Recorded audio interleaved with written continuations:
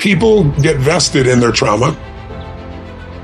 People get vested in their pain. If you want to know the largest drug on the planet, it's not cocaine, it's not heroin. The biggest drug on the planet is problems. And the deepest fears we have are two. One is that we're not enough. And if we're not enough, it dinks the deepest fear we have, which is we won't be loved. And love is the oxygen of the soul.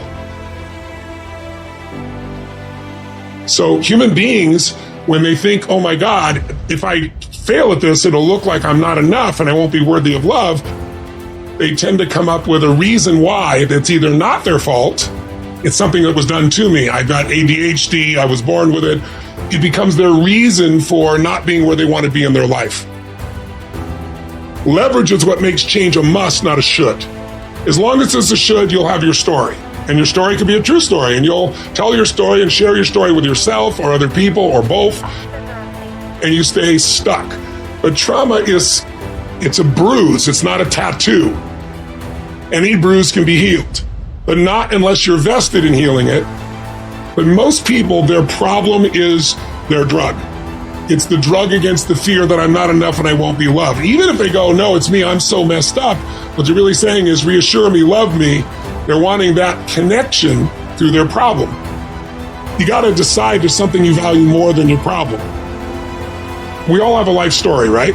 Some people's life is a warning, some people's life is an example. If your life's a warning, it still can become an example if you're alive. You have that choice. That's the greatest story of all time, the comeback story, right? So what I'm looking for is what's their story, and the story is driven by number one, what's their desire? Merge with God, is it to find a great relationship and have children?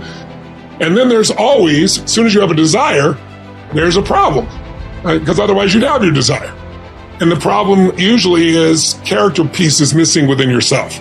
You're being selfish, you're not giving enough, you're not creative enough, you're not trusting enough, something enough.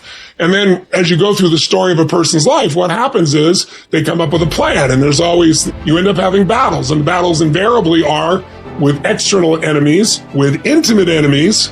Like, who can hurt you more, the person you don't know or the person you love who seems to have betrayed you? And then there's the internal enemy, the conflicts within yourself. And as you fight through those battles, if you continue to grow, you come to a point where you have insights. You see what the real truth is. It isn't somebody else, it's me. This is what needs to shift. And if you see that and act on it, then life's never the same again, or life is happily ever after, as it says in every story, right? Because you've made a shift in the core values and beliefs and emotions that are driving your life. We are emotional creatures, but your effing brain isn't going to do shit. What's going to do it is enough emotion. Emotion is the power. Emotion is what starts wars. It's what ends wars. Emotion is what gets you married. Emotion is where kids comes from. Divorce is where emotion comes from. Everything that you can think of a major change in humanity, from the most extreme of war to the most gentle of love, all come from human emotion. It's like knowing what you want and having the right fuel to get there. If the fuel has no combustion, you're just bored, you're not going anywhere. If the fuel is total trauma and I'm overwhelmed, you just blow up and go nowhere. There's that delicate balance. There's two skills you got to master to have life on your terms. To have an extraordinary life, to me, an extraordinary life is life on your terms. It's not my life. For some people, that's a white picket fence and 3 children. For some people, it's building a big business. For some people, it's being an author. It's like so many different things, poetry, music. So everybody's got to find what it is that they really love. But the skills you got to master to have life on your terms is, one, the science of achievement. How to take what I envision and make it real. And those are strategies, and they are proven strategies. There are certain rules of the game. If you want to be healthy and you want a lot of energy, everyone's biochemically slightly different, but there's certain rules. If you violate them, you're going to have low energy and dis-ease. If you align with them, you're going to have enormous energy and strength. Same thing around finance. Anyone can grow financially, but most people don't learn the basic fundamentals. Everything in the world grows or dies. Everything in the universe contributes, or it's eventually eliminated by nature. Those aren't my laws, those are the laws of nature. However, happiness only requires that you are grateful. If you've got $1 billion and 3 beautiful children that love you and a beautiful husband or wife, but it doesn't matter what you have if you're not grateful. If you live in an emotional home, a habitual pace of worry or frustration, your life's called worry and frustration. You could be making progress and still be worried and frustrated.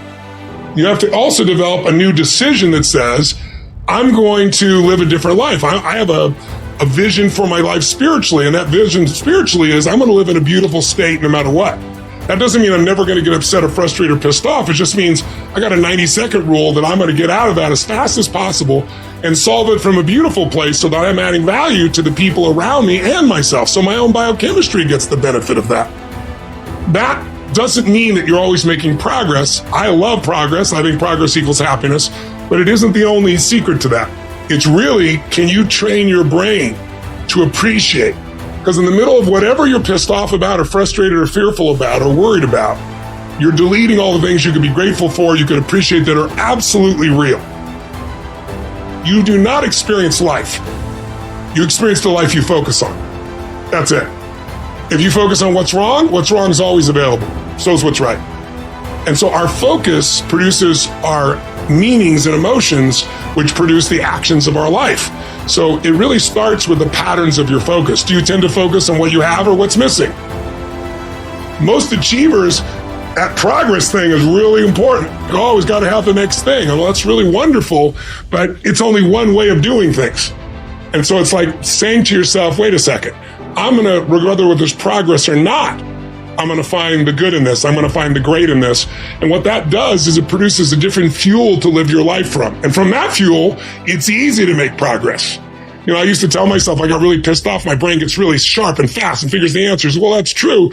But when I'm really in a great state, my brain is fast and quick and I enjoy it and people around me enjoy it. So it's also deciding how you're going to be, not just what you're going to do. And I think the combination of those is where the quality of life that people are really looking for shows up. If you want to know what makes people happy at the most basic level, when your life conditions match your blueprint, when your life conditions are what you're expecting, not your ultimate dream, but when you meet your basic expectations, you're happy. If your life conditions are better than you expected, you're over the moon. If your life conditions don't match your blueprint, you have pain. If your life conditions don't match your blueprint and you believe I'm unable to change it, then you're going to suffer. And so nothing is permanent, not even the body is permanent. Certainly no problem is permanent. Your soul might be the only thing that might be permanent. So it's really helping people to understand that when the life conditions change, your blueprint has to change with it.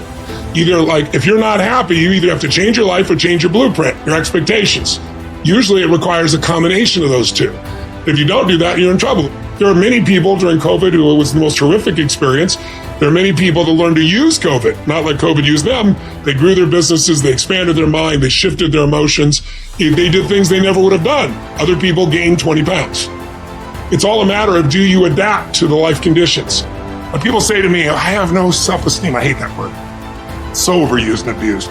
I don't have any self-esteem because when I was growing up, my parents said these terrible things and those terrible things. And I said, isn't it convenient you only remembered those things? They said a million things, but suddenly you honed in on those. But let's get real. Someone can tell you your whole life you're a piece of crap, but you can say, screw you, read between the lines and make your life work. Someone can tell you your whole life you're beautiful, you're intelligent, you're the smartest person in the world, and you don't believe it. Because self-esteem doesn't come from what people say about you. Self-esteem is earned within yourself. It's esteem for yourself, which only comes by doing things that are incredibly difficult, and then your brain goes, this is who I am. The reason I've done firewalks for years, I used to do skydiving, but it's hard to get 30,000 people in the middle of the air above New York in the middle of the night.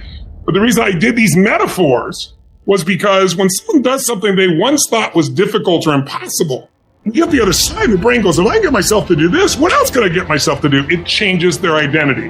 When your identity expands, your whole world expands. One of the things you have to understand about life is everything changes and everything ends. And that kind of sounds heavy on the front end, but it's a truth.